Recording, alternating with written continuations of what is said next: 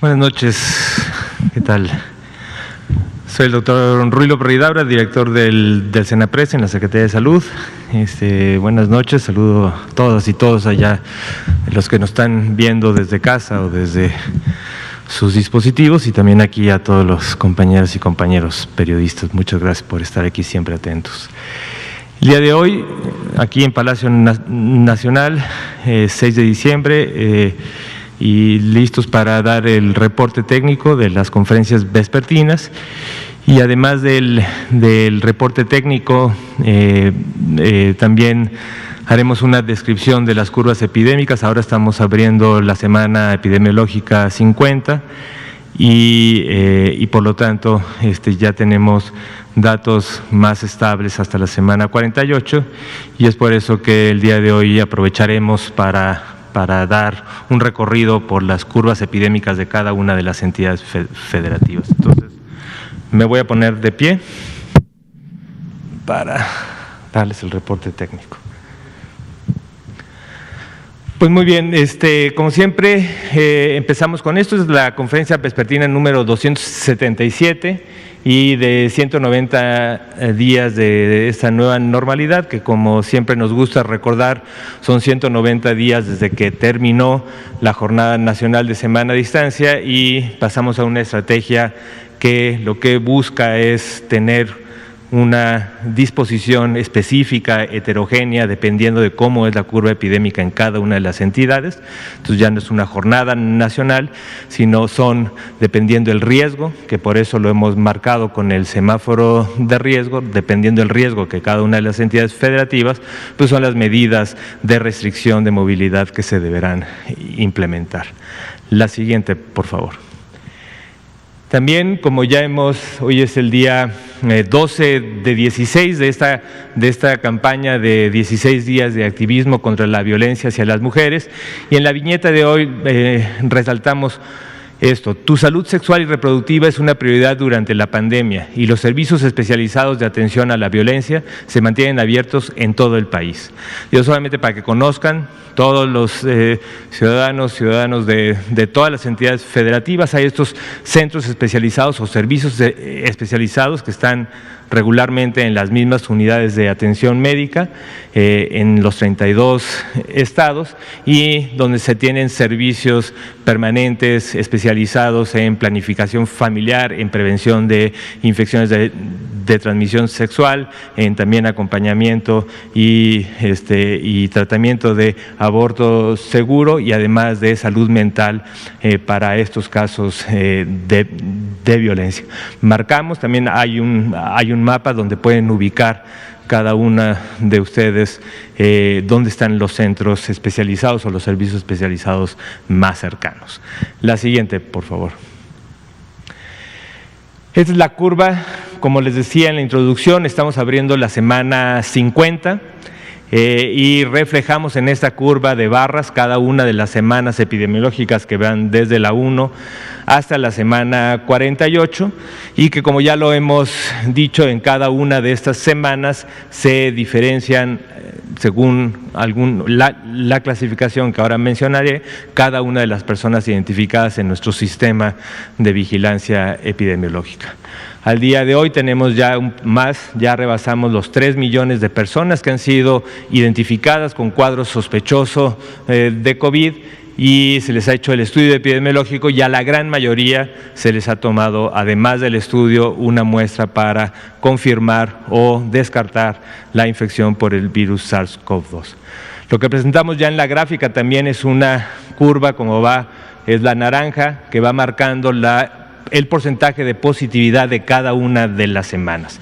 Y como pueden ver, desde la semana 10-11 hubo un ascenso importante en esta positividad, que se quedó más como en una meseta, llegando en su punto máximo cerca de la semana 28-29, y desde ahí empezó a bajar, y desde la semana 37-38 hemos tenido subidas y bajadas. En la última semana bajamos a 41%, pero tendremos que ir viendo cómo se desarrolla la semana para ver si este dato se modifica de la semana 48.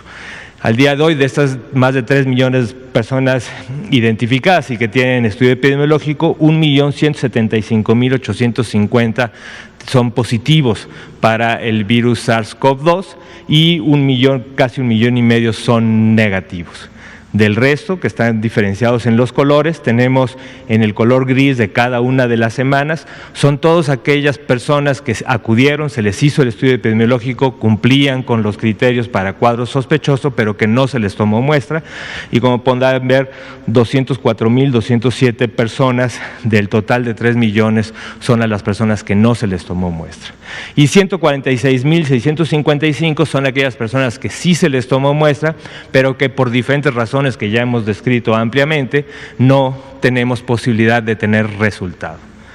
Y de los que todavía tenemos posibilidad de resultado, son 41,439, principalmente de la semana, en este caso marcamos la 48, más los pacientes o personas que se han registrado posterior a la semana 48. Y lamentablemente tenemos registrado el día de hoy 109,717 defunciones confirmadas, ya sea por estudios del laboratorio, del hisopo, para identificar al virus SARS-CoV-2, pero también recuerden, para el caso de funciones, como también para el caso de casos, también se tiene la posibilidad de confirmación por medio de asociación epidemiológica, y en el caso de funciones además se suman aquellos casos que por dictaminación, en cada uno de los comités dictaminadores a nivel de unidad hospitalaria, jurisdicción estatal, se han dictaminado que sin tener un estudio confirmatorio, se confirma por la evolución clínica y el expediente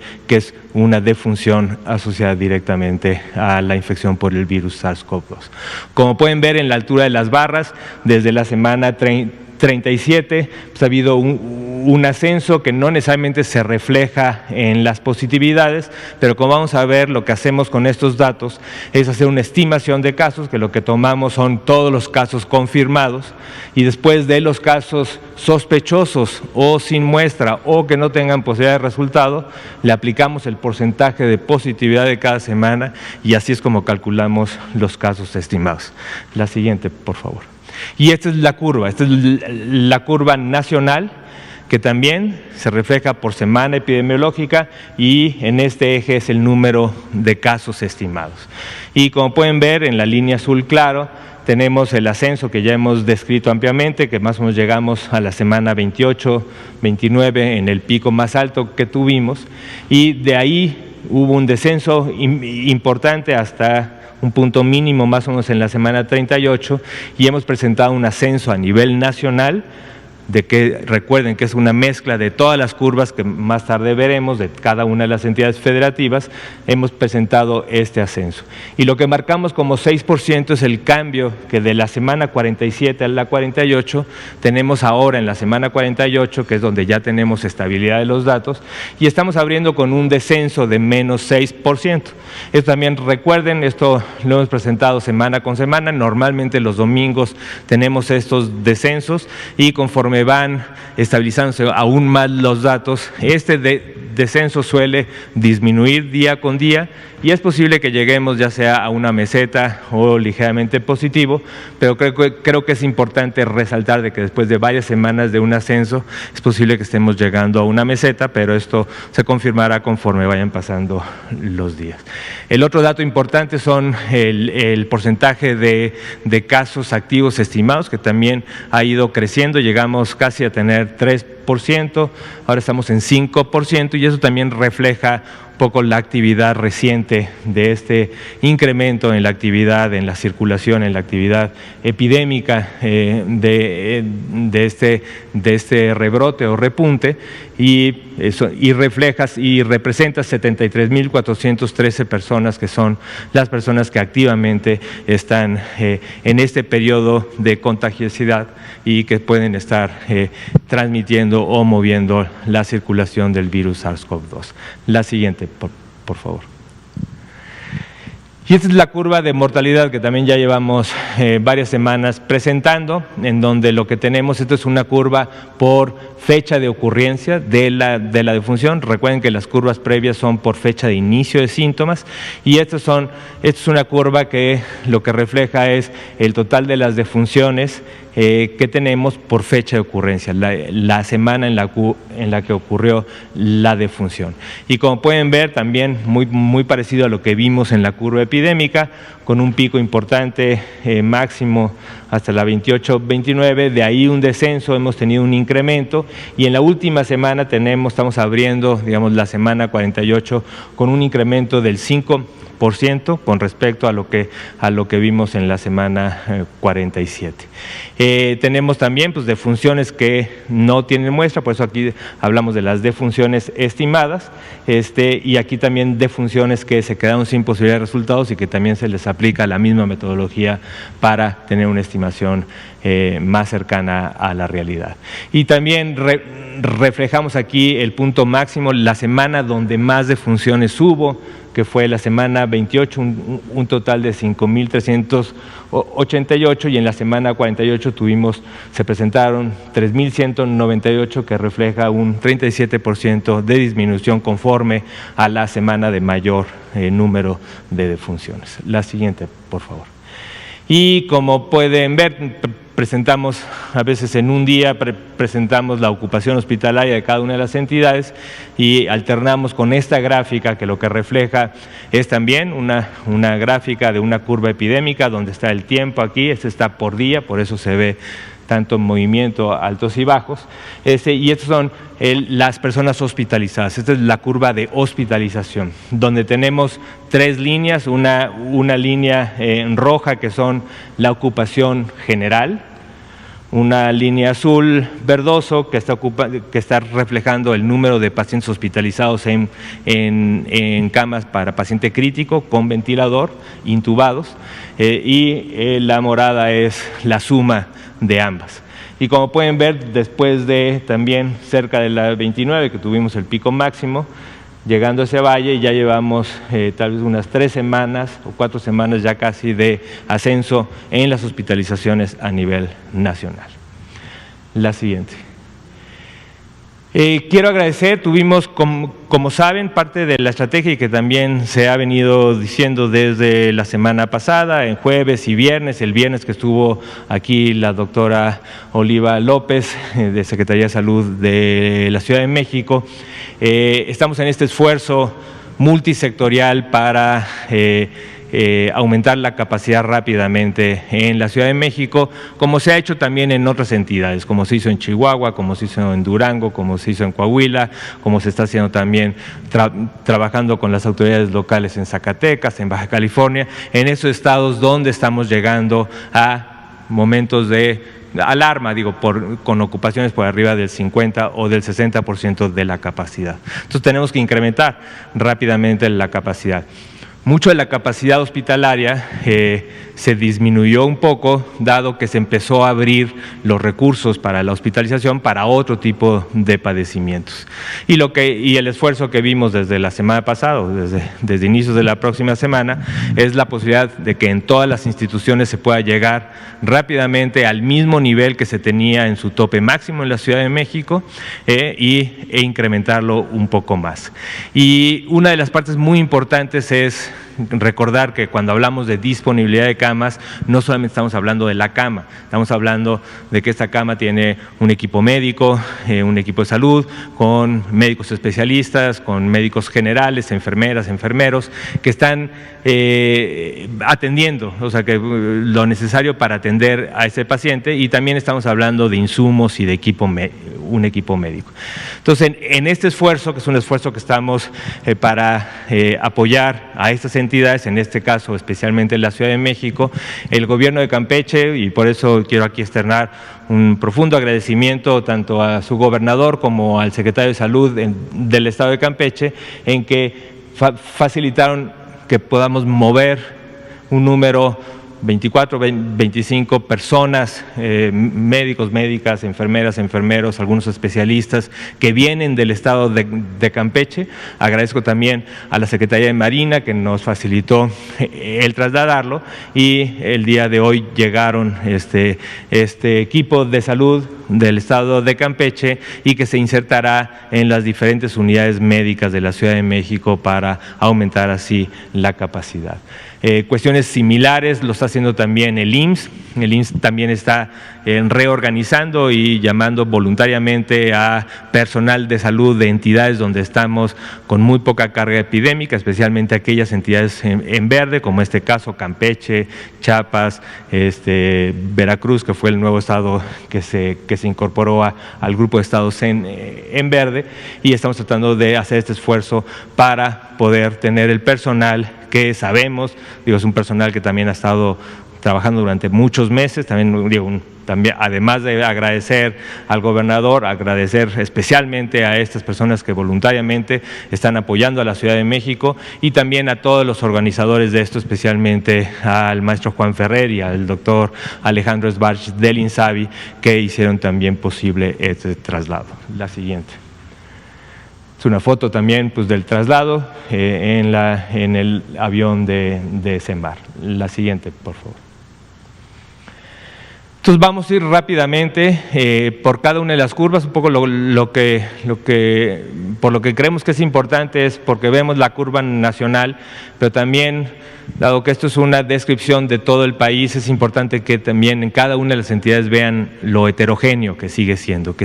No es que todas las entidades reflejan la curva que estamos viendo a nivel nacional, y vamos a ver algunas entidades que están subiendo más rápido que otras que están bajando, otras que siguen bajando, que están en el valle, y esto es útil para que en cada una de las entidades, las personas que viven en esa entidad se den cuenta de esto, estén vigilando la curva epidémica de su estado y estén atentos a todas las disposiciones que las autoridades locales, como autoridades sanitarias, están llevando a cabo para las estrategias de mitigación y control. Entonces vamos a ver, todas las curvas van a ser parecidas a las que hemos presentado, la semana epidemiológica hasta la semana 48, y aquí el número de casos. Esta escala va a ir cambiando dependiendo de la cantidad de gente que hay en el estado, pero lo importante es la pendiente, las formas de las curvas. Y como pueden ver, Aguascalientes, que había estado desde la semana 37 con un importante incremento, superando todo lo que había pasado antes, ¿no? En esta última semana, tiene un descenso, está abriendo con un descenso de menos 18%, y creemos que este descenso de alguna forma se va a mantener durante la semana, y esperemos que conforme vayan pasando las semanas, todas las acciones que se están implementando en Aguascalientes después de este ascenso estén teniendo un efecto importante en el control de la transmisión. La siguiente, por favor. Baja California, también un estado que fue de los estados iniciales, un incremento importante llegando a su pico inicial en la semana 16, y después de un descenso lento, un poco más de meseta, pero que había llegado a un descenso importante en la semana 40, desde los últimos 2 meses ha habido un ascenso importante en Baja California, y Baja California es de esos estados donde también estamos trabajando coordinadamente a nivel sectorial con las autoridades locales para facilitar, incrementar el apoyo hospitalario y también incrementar las acciones de mitigación en la comunidad. Abre con un descenso del menos 2%, pero este sí es un descenso tan pequeño que es muy probable que al final de la semana esto siga reflejando un ascenso, tal vez no a la velocidad de la última semana, pero sí un ascenso. La siguiente, por favor. El estado de Baja California Sur, presentaron también su pico máximo en la semana 31, y prácticamente desde esa semana ha tenido un descenso con algunos altos y bajos. Está abriendo con un 16% de incremento. Es importante que si se abre en la semana, en el domingo se abre con este incremento, pues quiere decir que hay posibilidad de que esto pueda seguir subiendo, y por eso en atención con tanto las autoridades como la población en Baja California Sur, que consideren esto y traten de disminuir la movilidad. La siguiente, por favor. Campeche, de los estados que están en verde ya desde hace 3 semáforos, vemos una curva en la que presentó su pico en la semana 28-29 y prácticamente ha descendido prácticamente hasta su línea basal, está muy cerca de estar en su línea basal, y aún en la última semana todavía abrió con una disminución del 8%. La siguiente. Coahuila, como recordarán, tuvimos este rebrote importante a partir de la semana 38, que llegó a un pico máximo superior a lo que había tenido antes, pero a partir de ahí, con muchas acciones que se han hecho en Coahuila, ha habido un decremento importante tanto en la transmisión, ya llevamos 2 semanas con disminución, en la última semana con un menos 15%, y también las capacidades hospitalarias también se están incrementando. La siguiente, por favor. El estado de Colima, teniendo esta curva con un pico máximo tardío en la semana 34, tardío con respecto al resto de las entidades, y a partir de ahí ha tenido un descenso importante, y en la última semana está abriendo con un descenso del menos 10%, que esperemos que durante la semana se conserve como descenso, o si acaso tal vez en una meseta. La siguiente, por favor. El estado de Chiapas, también de los estados que ya lleva un segundo semáforo en verde, tuvo un ascenso muy importante hasta la semana 26, descendió rápidamente y ya lleva prácticamente casi 2 o 3 meses en su prácticamente línea basal, ¿no? Todavía está cerrando en un menos 21%, y pues Chiapas son de esos estados donde hay un control muy importante, hay una serie de acciones muy importante. La Secretaría de Salud tenía un despliegue territorial muy importante en cada una de las comunidades, y pues desde aquí nuestra felicitación para la Secretaría de Salud y el gobierno en Chiapas. La siguiente, por favor. El estado de Chihuahua, como recuerdan, fue de los estados que pasó a rojo porque había tenido un ascenso muy lento, y de repente en la semana 39 tuvo un pico muy importante, un pico que tanto se vio en la curva epidémica como en los casos hospitalizados, como también en los picos de mortalidad. Pero a partir de la semana ha tenido un descenso muy importante y ya lleva 3 semanas en descenso, y todavía en la última semana con un descenso de menos 45%, que también se está reflejando muy importante en un descenso en la hospitalización. La siguiente, por favor. Ciudad de México, que hemos hecho el hincapié durante la semana previa, que tuvo un ascenso, se estuvo manteniendo en meseta durante varios meses. Recordar que estas entidades, o en este caso prácticamente una megalópolis, donde hay una alta concentración, tanto densamente poblada, mucha concentración de individuos y con una movilidad importante, pues son de las poblaciones que son más, representan un reto mucho mayor para su control. Y a partir de la semana 40, la Ciudad de México ha presentado este ascenso continuo prácticamente, teniendo una diferencia en la última semana del 9% con respecto a la semana 47. La siguiente. Durango también fue de los estados que pasó a semáforo rojo, y que de repente también hubo una acción muy importante y ha tenido un descenso a partir de la semana 44, donde tuvo su pico máximo durante toda la epidemia. O sea, ha tenido un descenso, y en la última semana, de la 48 a la 47, pues con un descenso muy importante del menos 21%, que difícilmente se revierte con más datos, y entonces ya veremos cómo cierra Durango, pero seguramente con un descenso considerable. La siguiente. El estado de Guanajuato es de los otros estados que han tenido un ascenso muy importante, después de un pico muy claro hasta la semana 31 y después de haber descendido hasta un punto mínimo en la semana 40. De la semana 40 prácticamente ha tenido un ascenso continuo hasta la semana 47, aunque hay este pequeño descenso en la semana 48, como es solamente del menos 4%, este pequeño porcentaje sí es posible que se revierta durante la semana, y ya sea que cerremos con una meseta o con un pequeño incremento. La siguiente, por favor. El estado de Guerrero también ha tenido un manejo y un control de la epidemia importante, donde tuvo un pico máximo, y prácticamente desde la semana 28 se ha tenido un descenso con algunas subidas y bajadas hasta llegar a esta pequeña meseta que, aunque no esté en su línea basal, se ha mantenido ahí, y tuvo un pequeño ascenso en la semana 47, ahora abre con un menos 8%, y esta cantidad de menos 8% son de estos límites en donde es muy probable que al finalizar la semana todavía tenga algo de decremento. La siguiente, por favor. Hidalgo también es de los estados que ha tenido un ascenso importante de la semana 40, después de un pico, baja, semana 40 y de ahí he tenido y ya ha rebasado el pico máximo que tuvo en la semana 32. Ahora en la semana 47 abre con un descenso del menos 7%, eso es una buena noticia, pero al igual que en otros estados, cuando este descenso es pequeño, es posible que al terminar la semana, esperemos que termine con una meseta, lo que quiere decir que es una meseta que todavía tiene oportunidad de ya de manera más consistente bajar. La siguiente. El estado de Jalisco, también después de un ascenso que se había quedado en una meseta prácticamente en su parte más alta de la curva epidémica, ahorita lleva 2 semanas de ascenso, está abriendo con un ascenso del 4% y también, al igual que la Ciudad de México, también Jalisco con su gran área urbana también refleja y representa un gran reto para el control y también pues desde aquí importante que la población en Jalisco y especialmente en el área conurbada de Guadalajara entienda esto, vea esto y trate de tener todas las medidas de mitigación con mayor hincapié. La siguiente, por favor.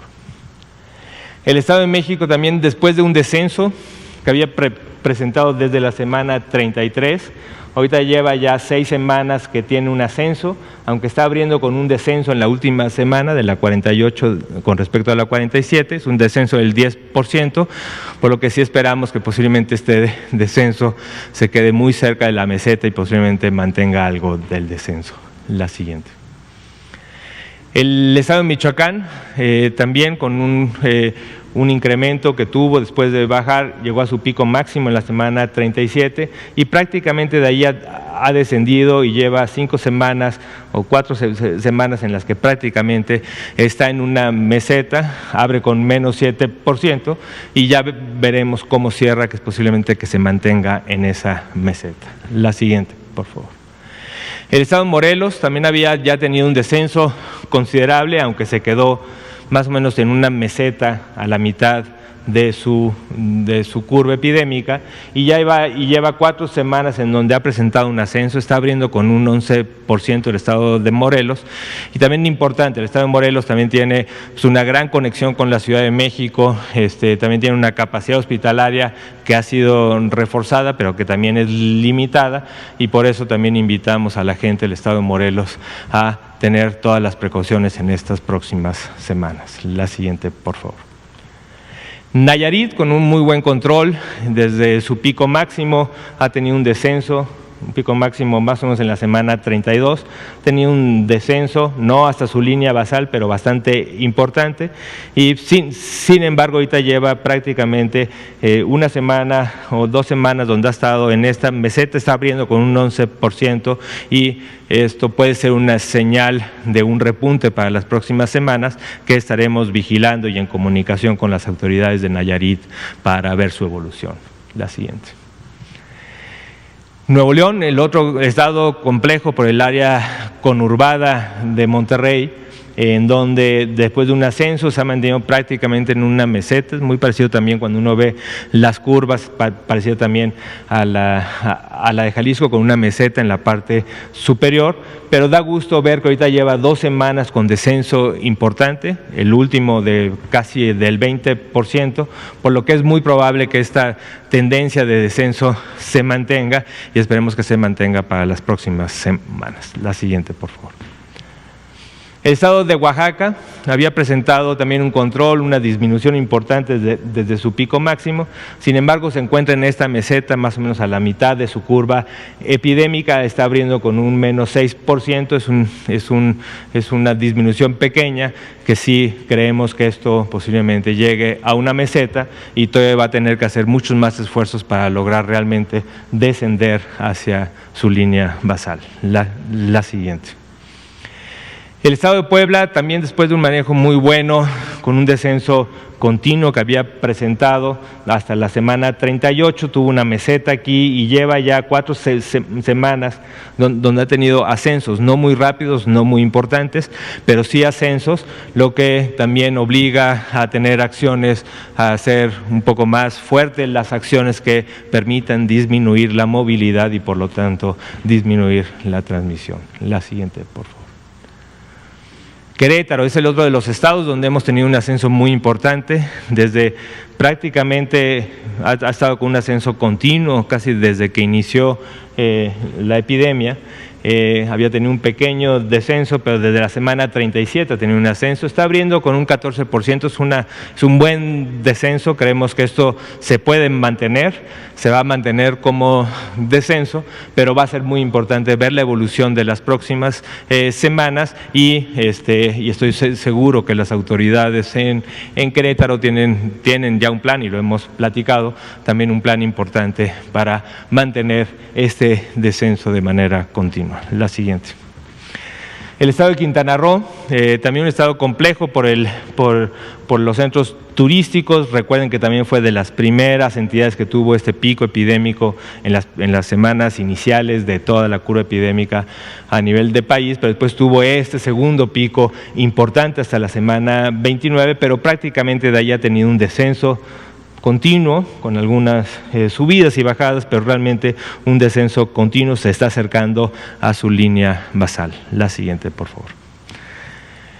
El estado de San Luis Potosí también había estado con un descenso muy importante, muy claro, muy consistente desde la semana 31, se quedó en esta meseta, la mitad de la curva epidémica, que es importante cuando un estado entra a este momento y no logra seguir descendiendo, hay que también empezar y hacer y reforzar acciones de mitigación para tratar realmente de disminuir. Está abriendo con un 16% de disminución, cosa que seguramente se mantiene, aunque seguramente quedará cerca de esta misma meseta en la que se ha mantenido en las últimas semanas. La siguiente, por favor.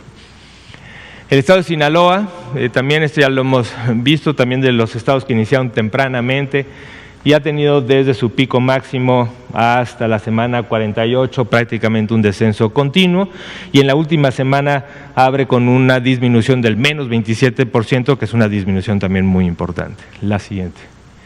El estado de Sonora también había ya tenido un descenso muy claro, se quedó aquí como en la tercera parte de su curva epidémica y desde la semana 45 había estado con tendencia de ascenso, está bajando, está abriendo con un menos 14%, pero tampoco es tan importante y como viene de un ascenso es posible que se quede cerca en esta misma meseta, por lo tanto la población en Sonora también tiene que estar precavido por la posibilidad de un rebrote. La siguiente, por favor. El estado de Tabasco, tuvo una disminución muy importante desde la semana 30, en las últimas 3 semanas ha tenido un incremento, aunque abre con un menos 2%, este decremento tan pequeño es posible que sí se traduzca en todavía un incremento al final de la semana. Sabemos que Tabasco, tiene y sufrió y tuvo este problema importante de inundaciones, tenemos un equipo y aquí mi agradecimiento tanto al equipo federal como a todas las entidades y sectores que están trabajando coordinadamente y siguen trabajando coordinadamente en Tabasco para el control de los posibles rebrotes y brotes que pueda haber de enfermedades diarreicas después de inundaciones, pero también esto también complica las acciones que se pueden hacer para el control de COVID, entonces estaremos muy atentos a estas acciones que se tengan que reforzar en una situación especial como es el caso de Tabasco por el desastre de las inundaciones. La siguiente, por favor. Estado de Tamaulipas, un descenso importante, considerable, lleva ya 4 semanas, 5 semanas en esta meseta, está abriendo con una disminución del 31%, que es una disminución muy importante, y esperemos que esto se mantenga también para las próximas semanas para que los vaya acercando más a su línea basal. La siguiente. Estado de Tlaxcala, después de un descenso continuo desde la semana 30 que tuvo el pico hasta la semana 40, de la semana 40 también ha tenido un ascenso, abre con un ascenso del 8% y por eso también Tlaxcala son de esos estados donde hay que estar vigilando y haciendo acciones concretas para tratar de que este ascenso que se ve para las próximas semanas se pueda llegar a revertir. La siguiente, por favor. Veracruz, el estado que esta semana se incorpora a los estados en verde, tiene un descenso continuo muy importante, no ha llegado a su momento basal, está abriendo con un 4%, pero realmente por el resto de los indicadores, hospitalizaciones y otro tipo de indicadores que usamos para la calificación del semáforo, creemos que está en buenas condiciones, pero también, como lo hemos repetido muchas veces, para el semáforo verde tampoco es un no riesgo. Y este semáforo verde, más si estamos no en la línea basal, pues también puede ir cambiando de su riesgo, incrementando su riesgo, y por eso también hay que tener tanto la vigilancia estrecha como las medidas de mitigación necesarias. La siguiente. Estado de Yucatán, creo que salta, perfecto, gracias. Ha tenido un control importante desde la semana 30 que tuvo su pico, ha descendido, está abriendo con menos 5%, aunque también se encuentra un poco a la mitad de su intensidad epidémica, un poco por debajo de la mitad, y esperemos que este menos 5% vaya, aunque es posible que quede en una meseta, pero en las próximas semanas se vea un descenso mayor. Y ya para terminar, Zacatecas, también de los estados que tienen un incremento muy importante, ya superando con mucho su pico que tuvo en la semana 33, y da gusto ver que después de una serie de medidas que se han hecho en Zacatecas también, abre con esta menos 17%, que es difícil que esto se vaya hasta la meseta o que incremente, seguramente va a disminuir, pero estaremos vigilando porque es también de los estados que han estado y que cambiaron hacia el semáforo rojo. La siguiente, para recordarles, el semáforo es el que se presentó el viernes, entra en vigencia el día de mañana, y como lo presentó el doctor Ricardo Cortés el viernes pasado, tenemos un cambio importante. Cuando uno lo ve, pues mucho naranja, la gran mayoría de los estados está naranja, hubo muchas entidades federativas que pasaron de amarillo a naranja, y tenemos dos entidades que están en rojo, que es Baja California y Zacatecas, ¿no?, que se ve también en las curvas que presentamos. Tenemos 3 entidades en verde, Campeche, Chiapas y Veracruz, y tenemos 3 entidades en amarillo, que son Colima, Tlaxcala y Oaxaca.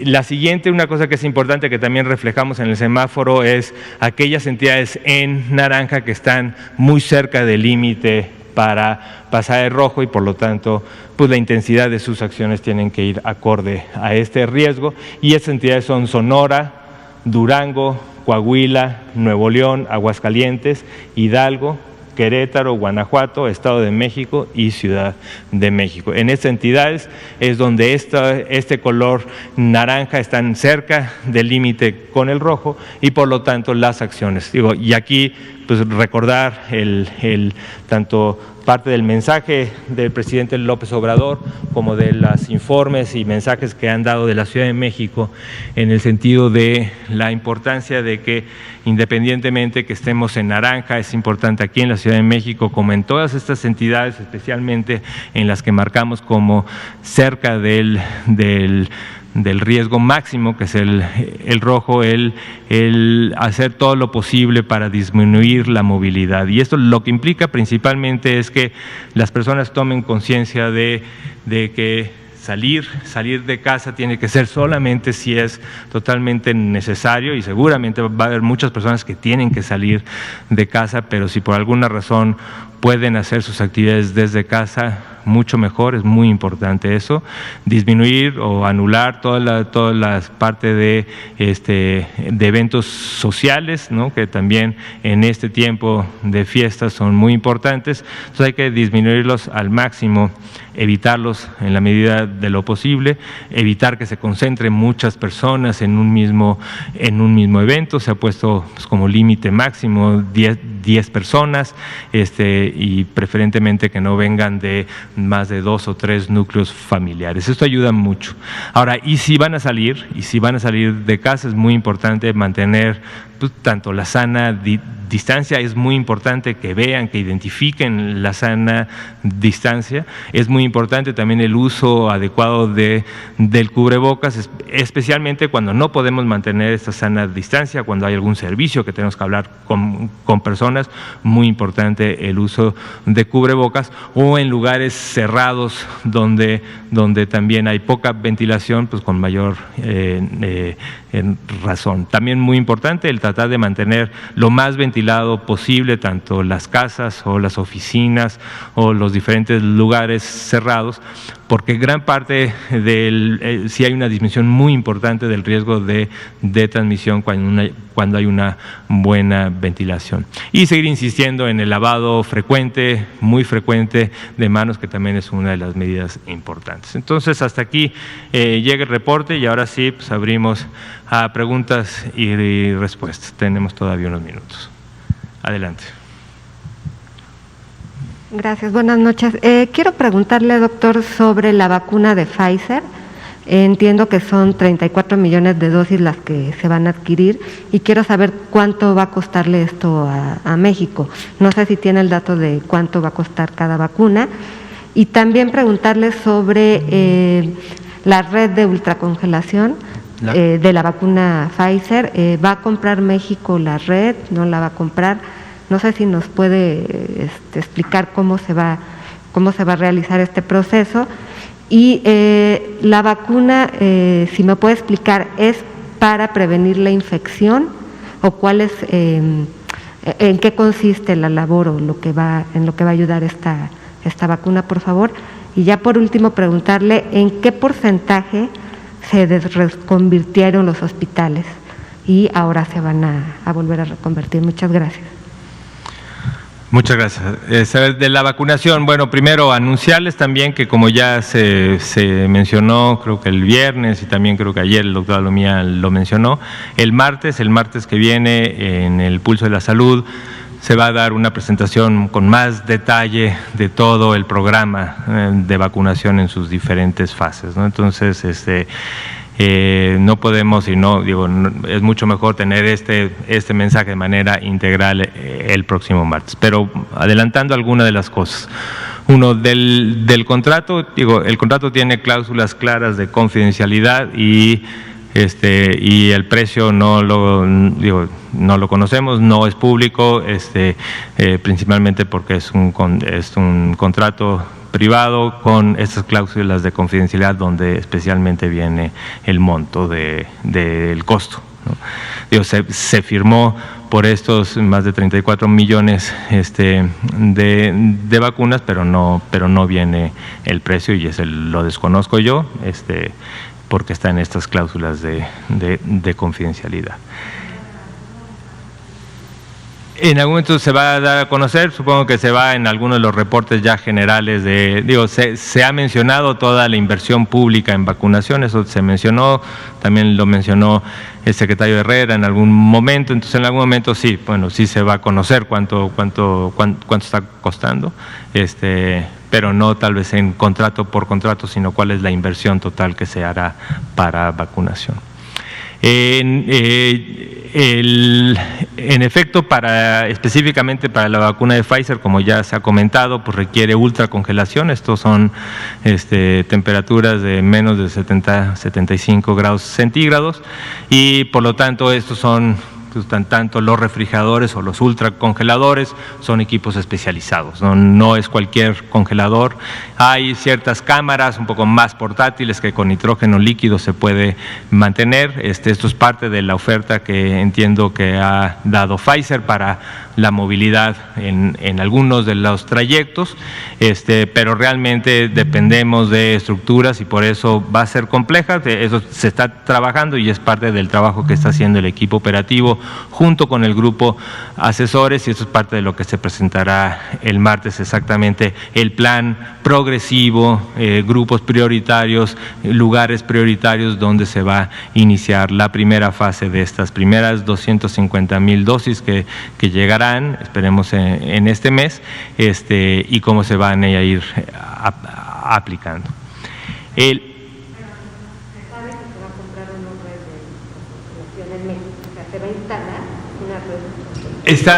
Se está trabajando en identificar la red y cómo se va a poder reforzar para mantener, ¿no?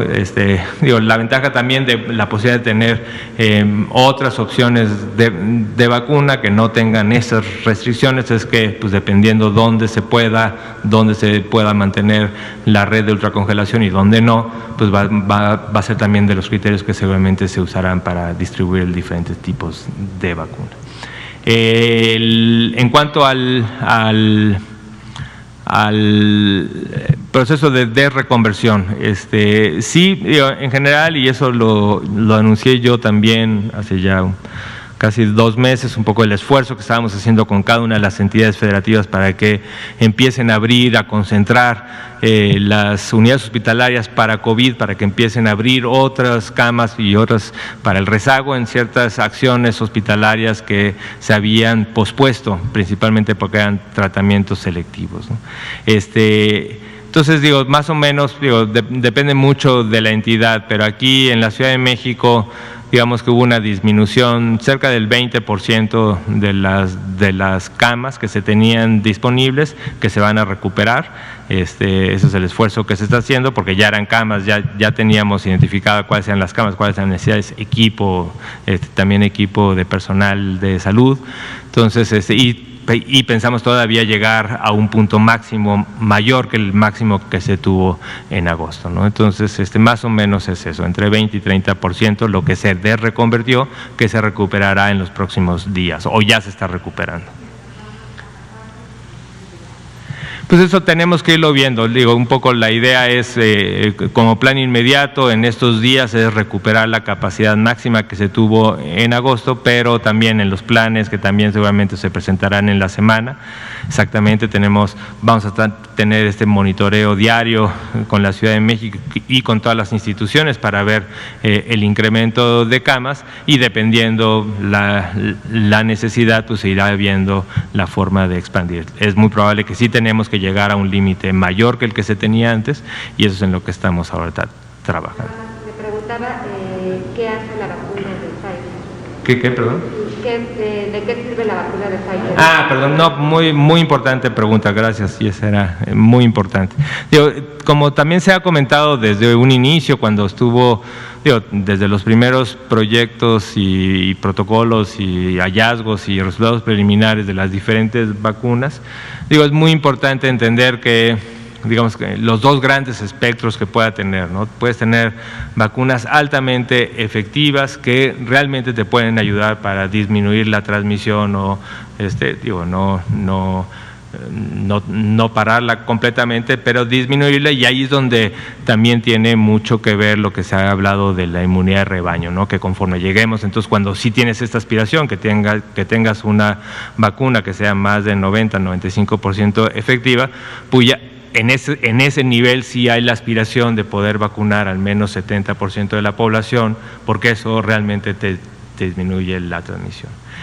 Si tienes otro tipo de vacunas donde tengas menos efectividad, pero que siguen siendo bastante buenas para disminuir la gravedad, entonces el grupo prioritario, pues, y posiblemente, como pasa en influenza, que al final lo que es una vacuna que es poco efectiva para disminuir la transmisión, pero es muy efectiva para disminuir las complicaciones del grupo de riesgo. Por los niveles de los resultados preliminares que se han mostrado, y seguramente que se muestran en extenso en los diferentes documentos que se están presentando a las diferentes agencias reguladoras, pues parece que son muy efectivas, parece que están por arriba del 90-95%, todavía esto se está evaluando, y si ese es el caso, pues entonces por eso sí la aspiración de tener una vacunación universal. aún en ese momento o aún en ese escenario es importante la priorización en los grupos de riesgo, porque entonces tienes que, conforme vaya habiendo abasto de vacuna y tengas que de manera progresiva ir vacunando a la población, pues existen grupos prioritarios, ya sea por su alto probabilidad de contagiarse, como es el equipo en salud, o por su alto riesgo de complicarse, como son gente con comorbilidades, pues son, claro, o adultos mayores, pues son los grupos prioritarios que se irán vacunando progresivamente. Gracias, doctor. Siguiendo con la misma pregunta de la compañera, las autoridades de salud mexicanas, ¿hasta qué punto han tenido acceso a esta vacuna? Para decir que a la hora de aplicarla a los grupos vulnerables, bueno, a la población en sí, es para prevenir cuando ya cuando ya están contagiados y si, vamos, ya accedieron a eso. Y otra, la ciudadanía se va a exponer a un mercado negro cuando llegue esta vacuna, porque lo han estado mencionando por diferentes medios. ¿Algún plan las autoridades de salud coordinadas con otras dependencias para desinhibir todo esto?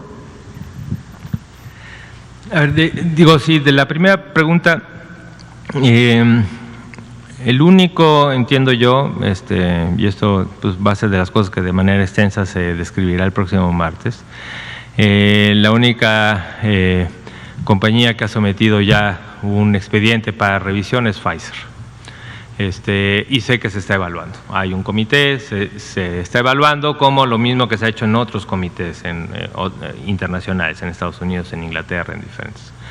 Y ahí es donde se está evaluando. Desconozco yo, porque yo no estoy metido en ese comité, pero bueno, seguramente vamos a estar escuchando pronto un poco la evaluación que está haciendo COFEPRIS, que para este caso también se apoya mucho en las evaluaciones que están haciendo las otras agencias reguladoras. Entonces no tenemos información, pero seguramente es de las cosas que iremos comunicando pronto. Pero creo que es importante la pregunta para también recalcar el punto de que hay muchas preguntas todavía, estamos todavía con muchas preguntas, no parece estar todo ya sobre la mesa como para tener un plan fijo, sellado en piedra y decir así va a ser, ¿no? Entonces sé que es difícil a veces transmitir, a todo el mundo nos gustaría ya saber cuándo llegan, cuánto llegan las otras, cuál es el plan, cómo se va a hacer, a quiénes, cómo se va a distribuir, pero todavía hay muchas preguntas en cuanto a su eficacia, preguntas sobre su seguridad y preguntas muy importantes sobre la parte logística operativa de cada una de las vacunas. Entonces, estamos trabajando, está un grupo trabajando activamente en esto, en ir incorporando las piezas de certidumbre que están surgiendo para incorporarlos en un plan operativo, y esto es lo que se presentará el próximo martes. La segunda pregunta… del mercado negro. Mire, vamos ahora en esta primera entrega, como también se mencionó, la aplicación se hará con el acompañamiento también de CEMAR y SEDENA. A través de CEMAR y SEDENA se hará la aplicación de estas primeras vacunas. Sí se está contemplando y sí se tiene que tener también, y se está trabajando en un plan de protección, y esto se convierte en un plan de seguridad nacional. Entonces consideramos que va a haber los suficientes elementos para disminuir y controlar pues lo más que se pueda. A veces el mercado negro pues puede surgir, pero esperemos que esté bastante controlado, pensando también que el abasto internacional también es un abasto también muy limitado, y va a estar, no es como en otros mercados negros donde hay un abasto por todos lados y hay muchos lugares de entrada, ¿no? Ahora va a haber un abasto controlado a nivel global, entonces yo creo que va a ser menos el riesgo, pero claramente se está trabajando en la forma de disminuirlo. Porque realmente el peligro del mercado negro es precisamente que los lotes o lotes falsos que no sepamos si son efectivos, eficaces. Entonces, por eso pues la importancia de sí mantener claridad y comunicación con la población de cuál es la forma, dónde se aplica, dónde se van a aplicar las vacunas que está comprando el Estado, y eso lo tiene que tener claro la población, porque si la misma población busca alternativas, pues está fomentando este mercado negro, que bueno, si fuera la misma y eficaz, pues bueno, está muy mal y es ilegal, pero lo más probable es que no vamos a tener la seguridad de que sean vacunas seguras e igualmente efectivas. Entonces es contraproducente, es casi como llamar a la población que no participe en este mercado negro. La vacuna llegará progresivamente, y también el otro mensaje importante con toda la parte de vacunación es lo importante de mantener las medidas. Digo, esto va a ser progresivo, lento, ¿no? Entonces, no es que ya esté la solución y que a partir de diciembre que llegan y en enero que llegan más y esto ya se resolvió el problema, ¿no? Esto va a ser progresivo, lento, y la población tiene que entender que todas las medidas que se están haciendo, especialmente la identificación de los casos, especialmente aquellos casos sintomáticos que tengan factores de riesgo, la necesidad de ir tempranamente a atención médica, el rastreo de contactos, que cada persona identifique a sus contactos, que los contactos de casos positivos sepan que son contactos para poder ir monitoreando su mismo estado de salud, pero especialmente las medidas de mitigación comunitaria, la sana distancia, el lavado de manos, el uso correcto de cubrebocas. Eso vamos a tener que vivir varios meses, ¿no? Digo, esto es una cosa que vamos a tener en lo que la vacuna progresivamente va avanzando, en este mar de incertidumbre que aún se tiene, pero que se está trabajando con un plan operativo específico.